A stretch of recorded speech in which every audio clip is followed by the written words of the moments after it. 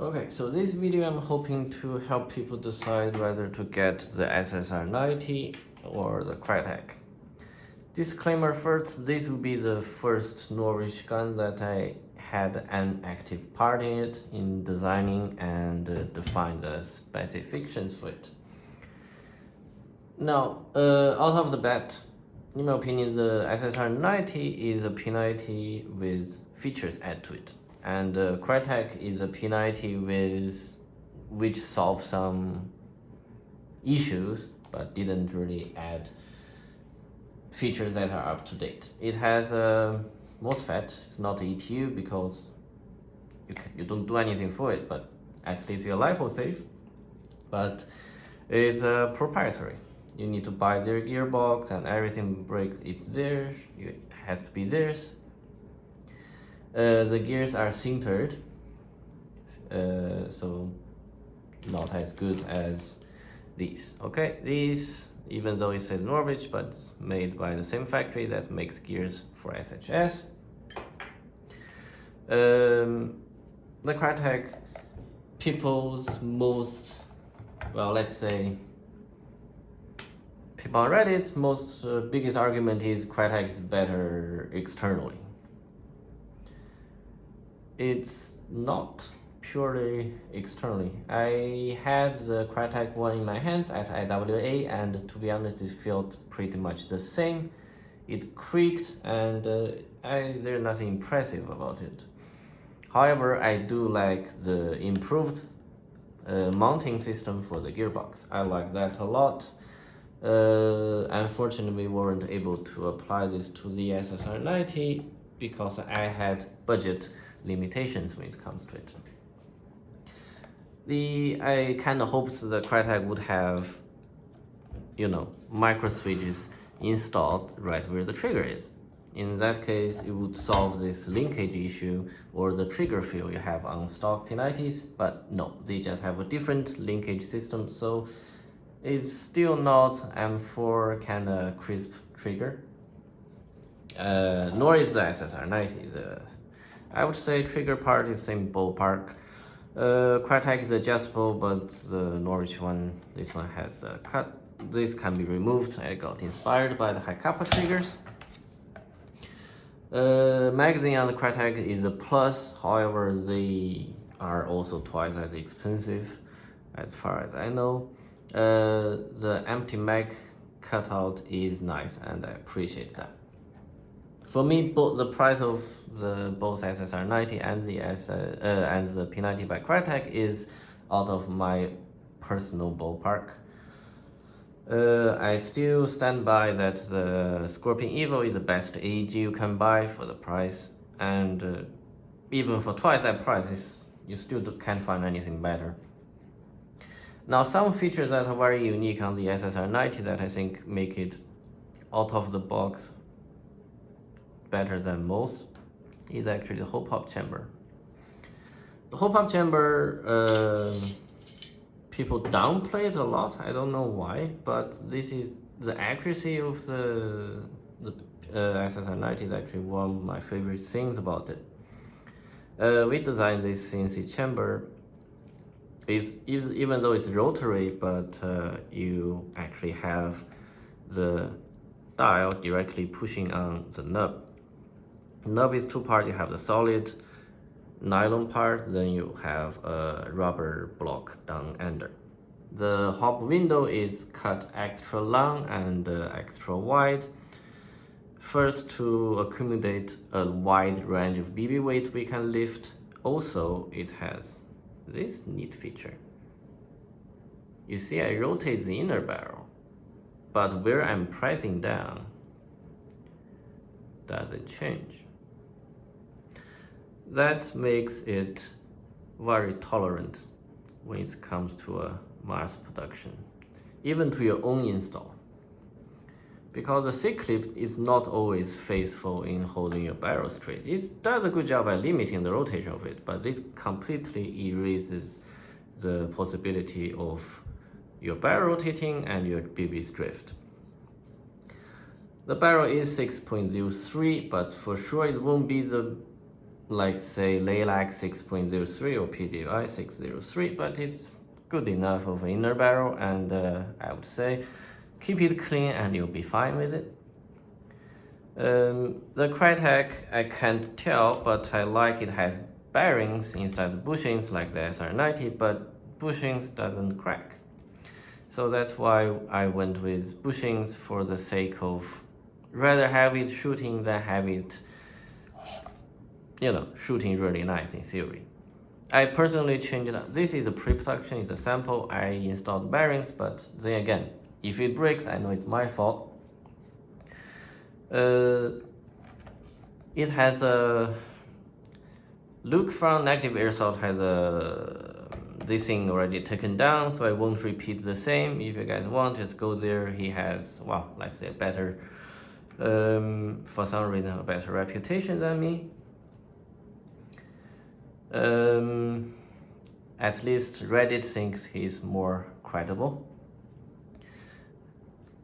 But the motor is actually made by the same factory that make OEMs for TM, for VSC, for actually Krytac as well, Nupro and yada yada. Actually, out of all these brands, the only handful of factories making airsoft parts. So that aside, this video is mainly to help someone that is trying to make a decision, and you go to Reddit and they always tell you Novristch is bad, just like that G10. I have had situation I go online in some forum, somebody is like, hey, I wanted to buy as a G10 and Reddit convinced me to build my own, and now I have sunk $500 to a gun that actually shoots crap because I'm new to it and I don't really know how to build it. So yeah, big fuck you to you, Reddit. That apart, there are good things about the Krytac. I like the issues that they actually solved, which is the magazine, the gearbox mounting system, and to be honest, the perfect P90 would be taking the chamber, taking the TU, and taking the gears and what. This one have really good air seal out of the box. So taking all the internals, but you put into a Krytac, or just, well, maybe if Chris feels like it, we make a better version of this P90 lower. Hopefully just do like what I have here, to have a micro switch right at the front. So that being said, purely outside, if you don't take it apart, the Krytac will not feel better. I touched both, I handled both, and that's the truth. You can argue as much as you want. You can say, hey, your brother had a front plate, had a Krytac is better than whatever.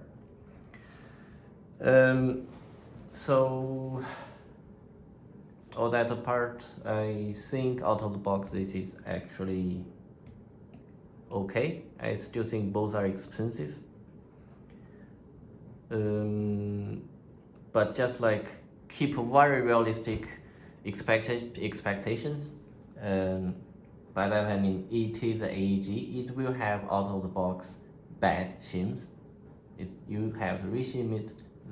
The hole-pop chamber with buckets very likely to have oil in it. Clean your inner barrel, your bucking, your hole-pop units. If you want, put in the dishwasher, have it cleaned. Reshim the gun. Install the bearings if you want to. I install bearings on mine and I like the results. It makes it a little bit quieter. The motor is absolutely good. It's 24K neodymium motor. There's nothing wrong with that motor. It's on the slow side, but it is very torquey. And to prove that, it actually, you go from 1 joule version to 1.5 joule version. The difference in spring is quite big. We're going basically M190 to M120 in most cases. There's barely any rate of fire drop. So the rate of fire difference from the 1 joule version to the 1.5 is basically limited by the 7.4 LiPo. The gun is not short stroked out of the box, and that's the reason for that is we're trying to make this thing kind of future-proof by having enough air for even heavy BBs, because this one certainly can do it. The whole pop chamber can lift 0.4, and you can make this thing actually shooting really accurate for the package of it. I didn't think I would like the P90, and I ended up actually liking it quite a bit. If you guys wonder which part I had on this P90, well, on my spec sheet I I had to source a ATU for it. I picked the gears, I designed the top hat plate, and also the whole pop chamber. Well, together with some of my co-workers, I basically said we need this thing, and we shared the workload on these. The top rail is actually one of my first assignment when I started working here. This is pretty close to what I did, except some angles on it. So that's all. In conclusion, if you're looking at the specs, this is better. If you still think your Krytac is somewhat better, because I see some people's argument is, oh, the upgrade here is not what I want. Okay, then buy Simon, right?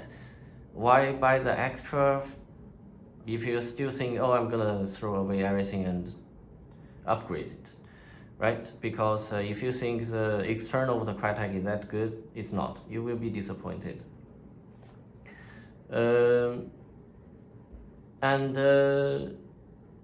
On this, also don't expect miracles. It is mass-produced, just like any mass-produced guns. You will get alignment. Some of you, not all of you, but some of you will get alignment. It is the truth about how mass production works.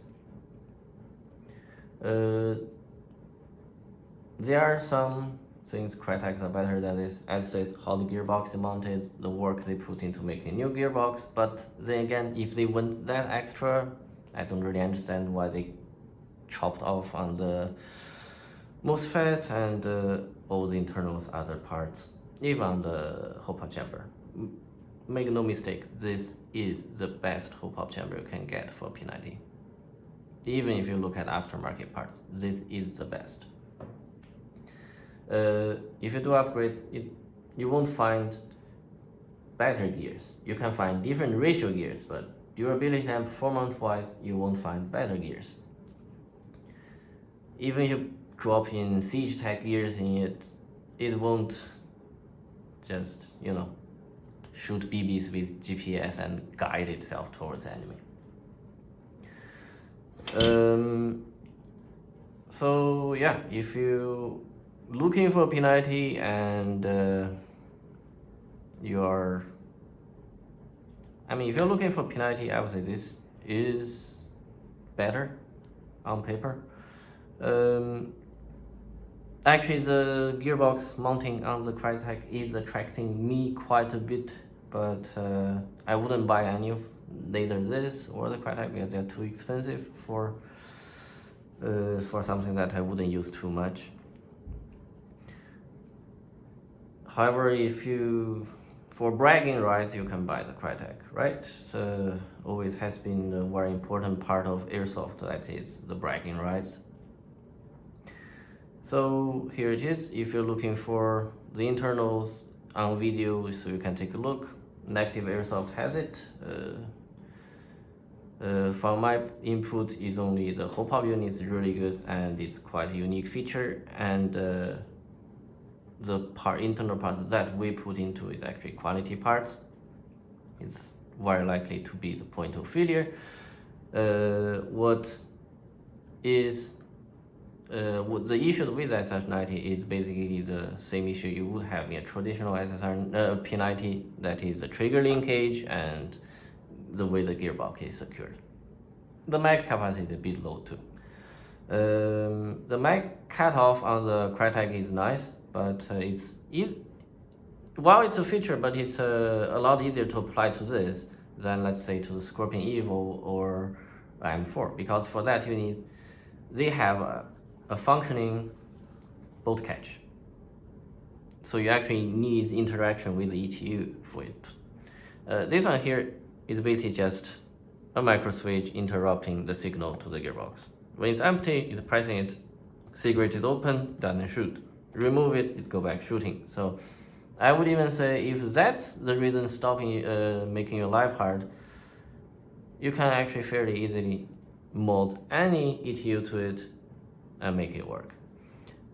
Reddit is gonna say either buy the Krytac or buy the Cyma and put in the M trigger with Peron, AB++, then run a bunch of other upgrades. And they think you would save money. I'm not sure. You still, for this you would have to go just buy spare part from Novristch. The M trigger with the Peron is still gonna be a step down towards this. You don't really improve the trigger linkage or any of that. You basically just run a different ETU, and I don't see how is that better. But of course, in Reddit, they're biased, as like always.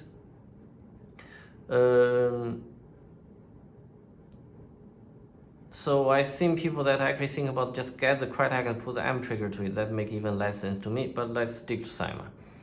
So on Cyma, you would have to, I think on the new ones, you don't have to change the motor, and the gears are actually good. They're not 12-to-1s, but they are, I hope they are still gears. So let's say you put M trigger, you put the Peron, you buy this. You still have an ABS body. But yeah, I can totally see that work. Basically, that will depend on your skill level. But you can have something performing the same. But as I said, you will need this. You can't build a better one of these. You can tune your gun to be as good, but you can't find a mass production solution to make every single gun shoot good. And that's a very big difference. When you make mass production of a gun, you don't tune you spend a day tuning it. While you're in your own gun, people often forget is their time actually costs money. Or not. Maybe for the Redditors that live in their mom's basement, their time is for free. Therefore, they often forget that tuning a gun costs time, and time often costs money. And this is basically you have that your time also paid into it.